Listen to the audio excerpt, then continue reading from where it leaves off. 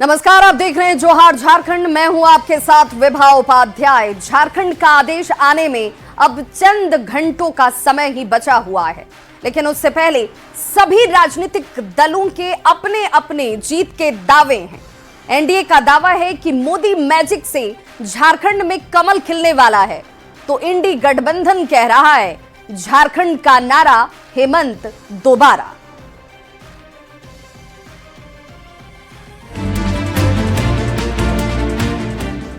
किसकी चली चाल, किसकी रणनीति कामयाब, किसका बजा डंका, कौन बना विनर, किसके हाथों में झारखंड की बागडोर, कौन बनेगा मुख्यमंत्री, इन तमाम सवालों के जवाब का समय नजदीक है।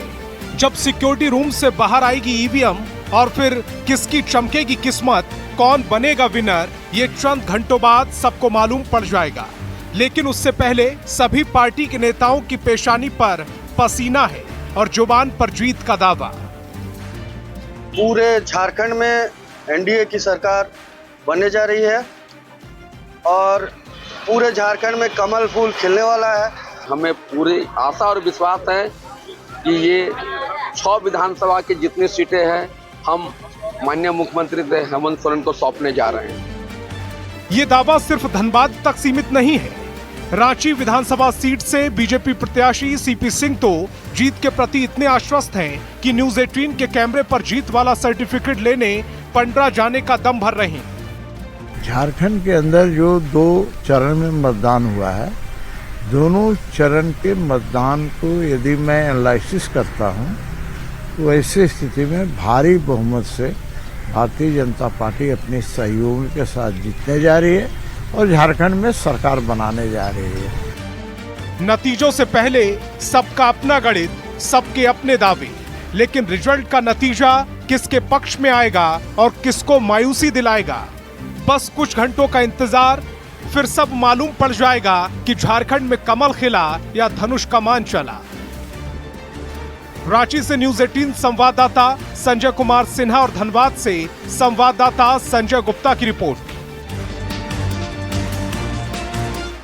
तो झारखंड के लिए कल का दिन बेहद अहम है। सियासी करवट किस ओर बैठती है, इस पर सभी की निगाहें टिकी हुई हैं। न्यूज 18 से बातचीत में राज्यसभा सांसद प्रदीप वर्मा ने कहा कि कल जो चुनाव परिणाम आने वाले हैं वो चौंकाने वाले होंगे। लाखों कार्यकर्ताओं का पिछले 5 साल से मेहनत का परिणाम आपको कल नजर आएगा। रोटी माटी बेटी की सुरक्षा का संकल्प लेकर के हम चुनाव में गए थे। हमारा घोषणा पत्र, हमारी घोषणाएं हम सामने रख कर चुनाव में गए थे और जनता ने खुल करके हमारा समर्थन किया और पूरे राज्य में एक वातावरण था कि इस सरकार को सत्ता से हटाना है। जनता ने परिवर्तन के लिए मतदान किया। तो झारखंड में जैसे जैसे मतगणना का समय नजदीक आ रहा है, वैसे वैसे सभी पार्टियों के उम्मीदवारों की धड़कनें तेज होती जा रही हैं।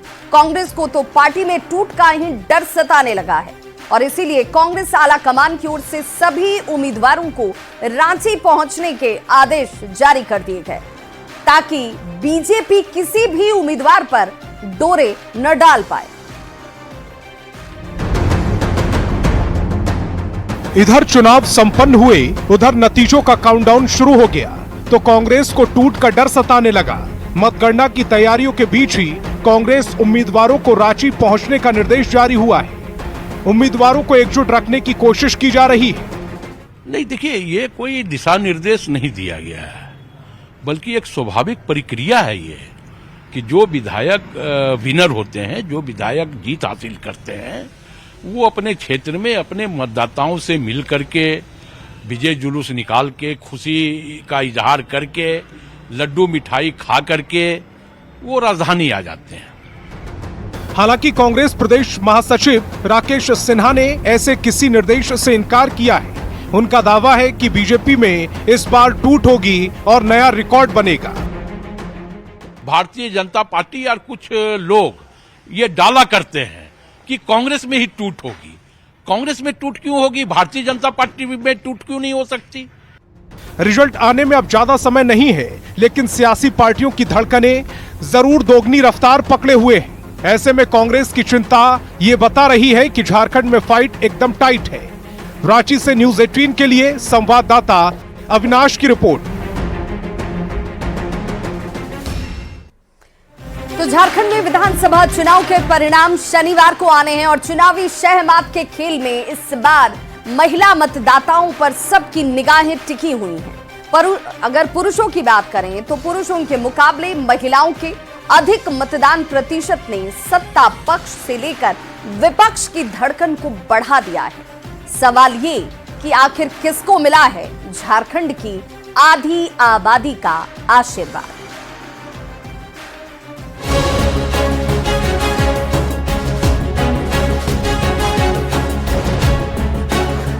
झारखंड में इस बार आधी आबादी के हाथों में सत्ता की पूरी चाबी है। चुनाव में महिलाओं की भागीदारी ने इंडिया और एनडीए गठबंधन की सांसें अटका दी है। साल 2014 से लेकर 2024 तक लगातार 3 चुनाव में महिलाओं का मत प्रतिशत पुरुषों के मुकाबले बेहतर रहा। 2024 के विधानसभा चुनाव में महिलाओं का वोट प्रतिशत पुरुषों के मुकाबले करीब 5% ज्यादा रहा। प्रदेश के दूसरे चरण की 38 में से 31 सीट पर महिला मतदाता आगे रही है। वहीं राज्य की 81 में से 68 सीट पर महिला मतदाता आगे रही हैं। अगर तुलना करें तो पुरुषों के मुकाबले 5,51,797 महिलाओं ने ज्यादा वोट डाला है। उदाहरण के तौर पर बगोदर में 36,088 महिलाओं ने ज्यादा वोट डाला, तो वहीं धनबाद में 25,429 महिलाओं ने ज्यादा वोट डाला। पिछले चुनावों के आंकड़ों पर नजर डालें तो साल 2014 में पुरुषों ने 65.90% और महिलाओं ने 67% मतदान किया था। यानी 2014 में महिलाओं का वोट प्रतिशत पुरुषों से 1.10 ज्यादा रहा था। वहीं 2019 में पुरुषों ने 63.58% और महिलाओं ने 66.92% मतदान किया था। यानी 2019 में महिलाओं ने पुरुषों से 2.66% अधिक मतदान किया था। आंकड़ों से साफ है कि झारखंड में महिलाएं मतदान में हमेशा से आगे रही हैं, लेकिन इस बार मैया सम्मान योजना और गोगो दीदी योजना के बहाने पक्ष और विपक्ष अपने अपने जीत के दावे ठोक रहा है। हम इस बात का आक्रोश था कि मुख्यमंत्री जी ने ये क्यों कहा कि हम दिसंबर से देंगे 2500 रुपए। उन्हें तुरंत देना चाहिए था। उस समय तो मॉडल कोड ऑफ कंडक्ट नहीं लगा था। तो महिलाओं का आक्रोश था, वो इस सरकार के खिलाफ था। और महिला सम्मान योजना में तो हमने कहा था कि साहब 60,000 रुपए 5 वर्ष का होता है, एक ही साथ दे दे। मुख्यमंत्री जी ने सिर्फ अंतिम 3 महीने में 3,000 रुपए दिए। ये चुनावी भत्ता था। तो महिलाओं का आक्रोश इस सरकार के खिलाफ था और वो 23 नवंबर की शाम को आपको दिखेगा। जब महिलाओं का मान सम्मान अगर इंडिया गठबंधन रखा है तो स्वाभाविक तौर पर है कि हम विश्वास करते हैं कि वो सारी महिलाएं जिसको मान सम्मान मिला है वो इंडिया गठबंधन को वोट की है। परिणाम में वही बदलेगा। देश में अगर महिलाओं ने जिधर करवट बदला है सत्ता उसके पास रही है, तो मुझे लगता है कि इस बार भी महिलाओं ने मैया सम्मान के नाम पर आशीर्वाद दिया है। ये तो बात हुई दावों की, लेकिन सवाल ये है कि महिलाओं की बम्पर वोटिंग के क्या मायने हैं। झारखंड की राजनीति को नजदीक से समझने वाले जानकार भी महिलाओं के बढ़ते प्रतिशत को लेकर राजनीतिक दलों के अंदर बेचैनी को सही मानते हैं। शहरी क्षेत्रों में पुरुषों की तुलना में महिलाएं भी ज्यादा होती, ये आप देखेंगे तो। ऐसे तो परिवार से साथ में चल के आके वोट देने की परंपरा बन गई है, लेकिन इससे राजनीतिक दलों के दृष्टिकोण से देखा जाए तो यह सत्ताधारी दल के लिए भी अच्छी खबर है, अच्छे संकेत मिल सकते हैं, है ना। और विपक्ष भी अपना दावा करे, करना चाहिए उनको भी। साल 2014 में महज 1% के साथ बढ़त बनाने वाली महिला वोटर अब 2024 आते आते करीब 5% की बढ़त बना चुकी है। अब देखना होगा कि इस चुनाव में महिला मतदाता किसका राजनीतिक भाग्य चमकाती है और किसका भाग्य बिगाड़ेगी। रांची से संवाददाता अविनाश की रिपोर्ट।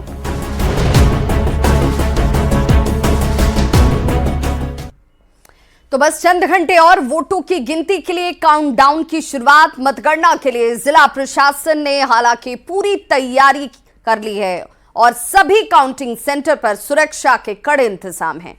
पलामू, जमशेदपुर, लोहरदगा, बोकारो, गुमला और गढ़वा की तस्वीर इस वक्त आपके टीवी स्क्रीन पर, जहां पर झारखंड के आदेश को जारी करने के लिए जो तैयारियां होती हैं वो जिला प्रशासन की तरफ से चाक चौबंद कर ली गई है।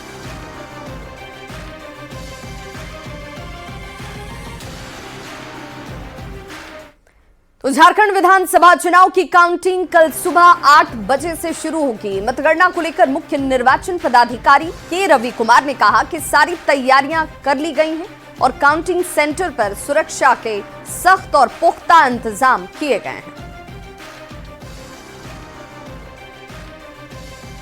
सभा का कल मतगणना शुरू है। कल सुबह 8 बजे से होगा। पूरे झारखंड प्रदेश में 24 मतगणना केंद्र बनाया गया है। इस संबंध में सीधे बात करेंगे मुख्य निर्वाचन पदाधिकारी के रवि कुमार से। सर, कल सुबह कितने बजे से शुरू होगा? ये काउंटिंग प्रोसेस है, सुबह 8 बजे से शुरू होगी। 8 बजे वो पोस्टल बैलेट का काउंटिंग शुरू होगी। 8:30 बजे से ईवीएम का काउंटिंग शुरू होगी। उस हिसाब से सबका सभी जिला पर प्लान राउंड सब प्लान किया हुआ, अपने शेड्यूल के अनुसार कंप्लीट करेंगे। 9:30 बजे से फर्स्ट राउंड का रिजल्ट आएगी। उसके बाद एवरी 30 मिनट से एक राउंड का रिजल्ट आता रहेगा। वहाँ पर इसी काउंटिंग में केवल हम लोगों का ज़्यादा यहाँ से वेबकास्टिंग तरफ से मॉनिटरिंग नहीं करता है। केवल वो आपका लोकल सीसीटीवी रहती है, वहाँ पर करता है। केवल हम लोग का अपने यहाँ पर वो ऑनलाइन सिस्टम है एनकोर में।